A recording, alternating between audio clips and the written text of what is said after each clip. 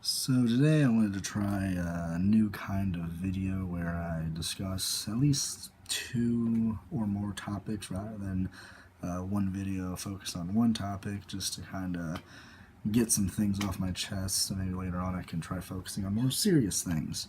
So today the two things I wanted to talk about were the presidential election and the most recent video game coming out, Battlefield 1. So let's start with Battlefield 1. And recently I've seen a lot of, I've seen the gameplay footage that's been released, and it looks pretty interesting what they're doing with that game as far as the gameplay is concerned. I remember, years ago trying to find like a really good World War I first-person shooter, and the only thing I could really find was a game called Necrovision. It's spelled Necro Vision. So, and that was more of a World War I themed game rather than an actual World War I game. And it's not a bad game to play if you're interested in looking at that. But a lot of people were saying, years ago that a World War I game would be boring because it would just be a bunch of trench warfare. And apparently, when you look at the most recent footage for Battlefield 1 for the single player, I don't think it's going to be a very boring game at all. It looks like it's going to be extremely dynamic and fast-paced, and in the video they showed people dying a lot.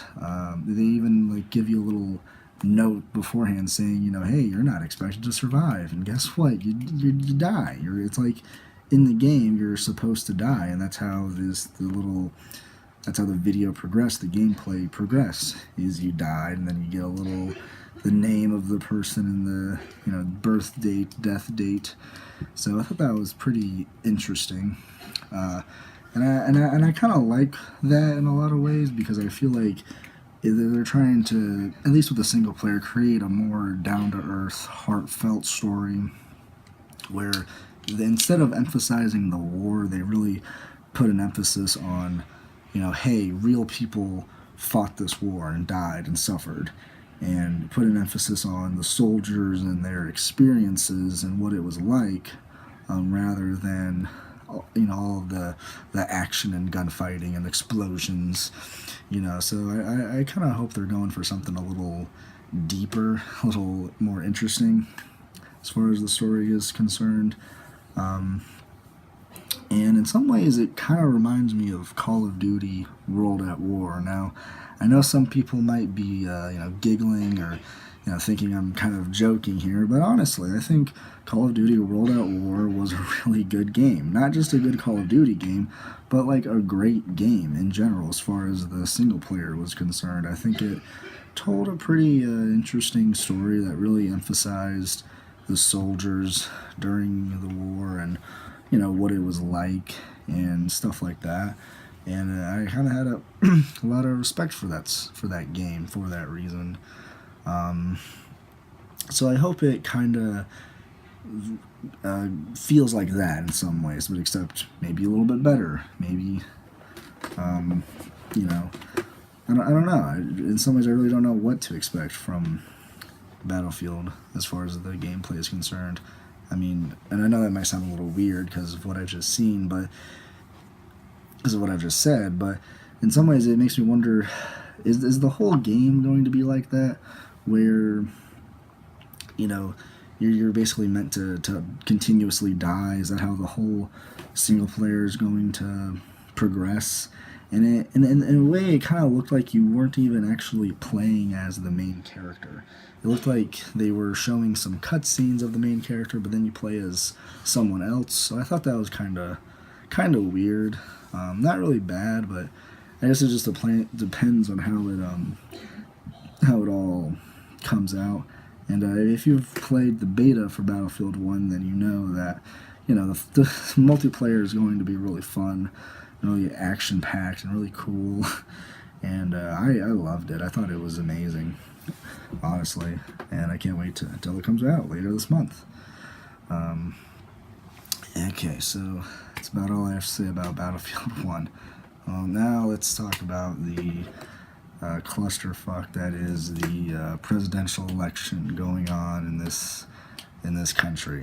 You know, it's finally been narrowed down to the two most unpopular candidates ever in this country, ever. And it's kind of disturbing to look at Hillary supporters in a sense, because it doesn't take a lot of research to see that Hillary Clinton is a dishonest and just not a very real person, a very disingenuous person, a person who is doing a lot of what they're doing just for power, you know, for the furtherance of her own power. And it's kind of mind-boggling seeing this. And I think some of it has to do with the media and the fact that, you know, they don't really profit off of being honest and telling facts. They kind of profit more from weaving a narrative. And, you know, obviously you can see, you know, with different news stations, they lean different ways and weave slightly different narratives. You know, Fox News is more right-wing, MSNBC is more left-wing, and that's very evidenced with the stories they tell and how they present them, whatnot. And with politics, it's kind of the same deal. You know, they benefit from the Democratic Party being in power, so they focus all their news coverage on the Democratic Party, and then inverse, or and the Democratic Party benefits because it's kind of like the news station has an excuse to focus all of their attention on them because they are the more dominant party in this country.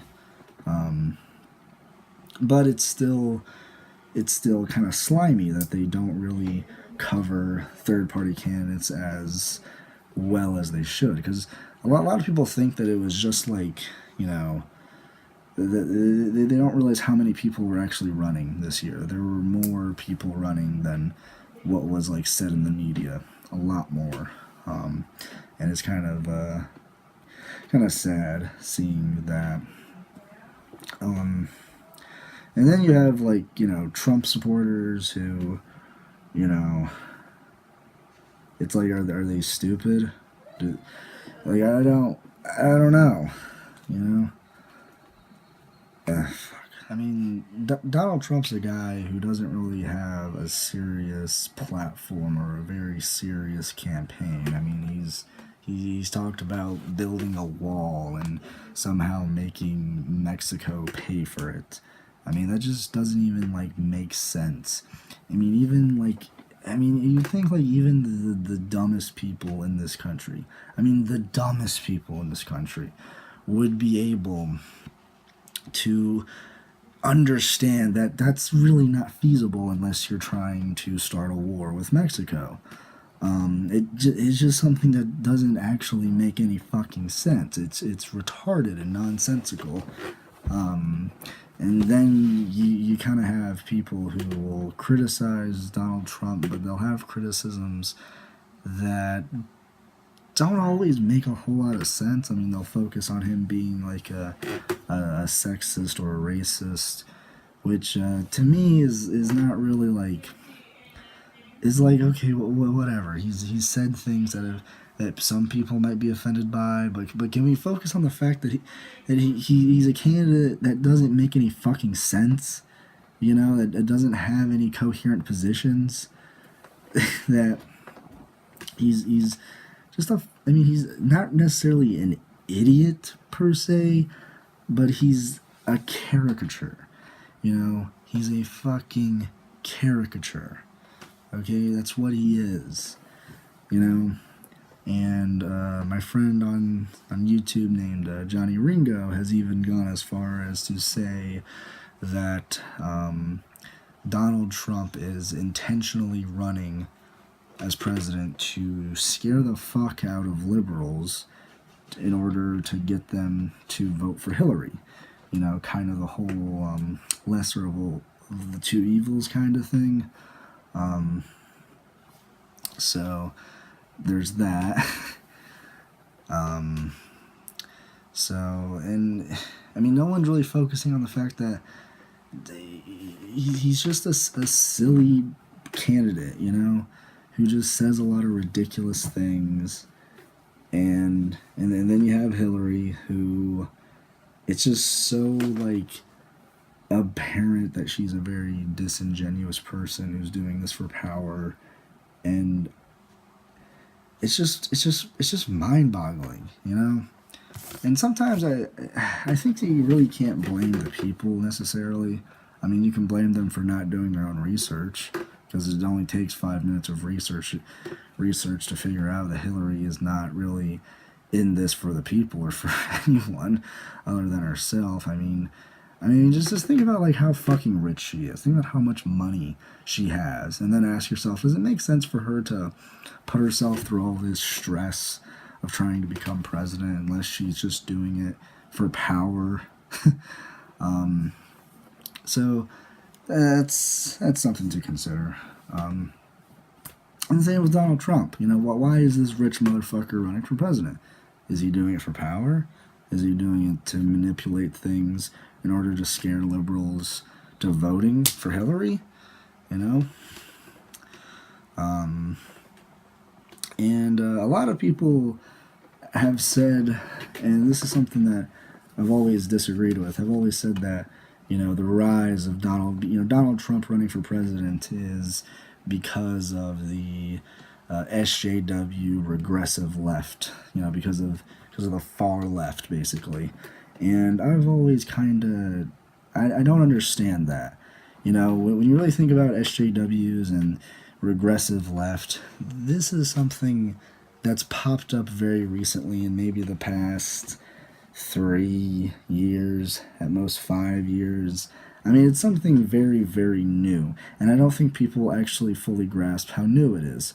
Now, a lot of these ideas, like intersectional feminism, have kind of been around for a while, but as far as them getting their attention in like the mainstream, you know, it's kind of a more recent thing. Like 5 years ago, people really weren't talking about this as much as they were now. You know, it was the conservatives that were the bad guys, not the liberals.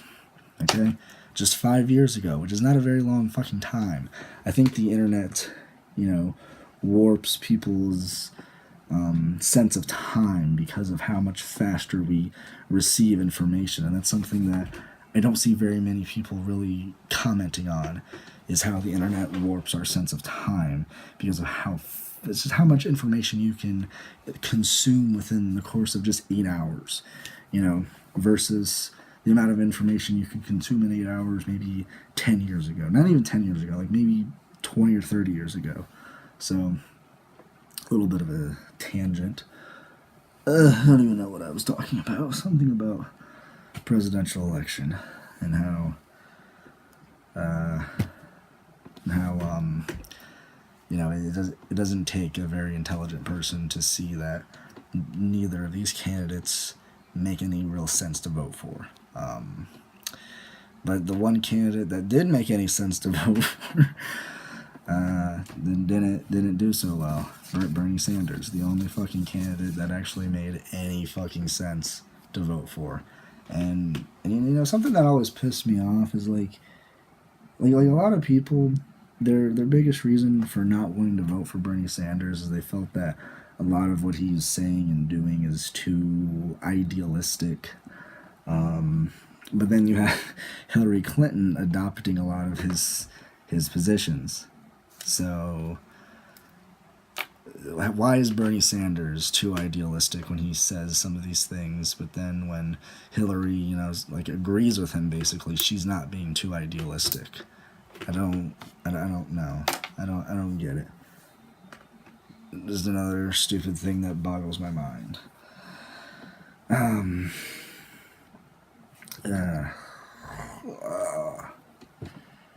I don't think America is like going to explode as a result of this election. You know, I don't think either presidential candidate is going to bring about the end of America or the fucking apocalypse.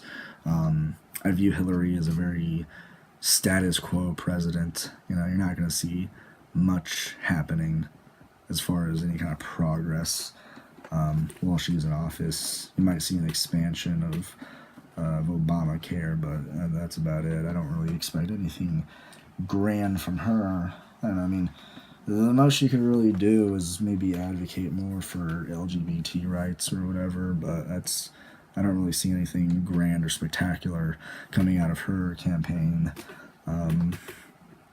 So I kind of almost prefer if Donald Trump became president, because at least things would be more entertaining. Trying to see that lunatic trying to, force Mexico to pay for a wall. That would be very interesting. And it would probably start some kind of war. Or at least would make things very, very tense here in America. So, alright, I hope this video hasn't been complete utter garbage. If you like this video, then give this video a like, and please subscribe if you haven't already. Okay, I noticed at the end of my video, really not the end of my video, but when I went on a little tangent about how people were essentially blaming the far left, the regressive left, the SJWs for the rise of Donald Trump, I didn't give my reason for why I think Donald Trump is so popular now. And the real reason why I think Donald Trump is a very popular candidate right now has to do with establishment politics. Donald Trump is not an establishment candidate, and I think that's something that resonates with people a lot more, and people connect with more. People view Donald Trump as a real person because he doesn't talk like a politician, and he's not politically correct, or at least he doesn't care about trying to be politically correct. And I believe that's the reason why Donald Trump is more popular. And also, when you blame the regressive left for the popularity and rise of Donald Trump, you're kind of giving them too much credit. You're giving them way too much credit, because in a lot of ways they're kind of a more niche group of people as far as the most extreme of them. But their ideas in general, I guess, are becoming more popular in a more mainstream sense. So this time, I promise, it's the end of the video, okay? I promise you it's the end of the video. So please subscribe if you haven't already, and give this video a like. Bye.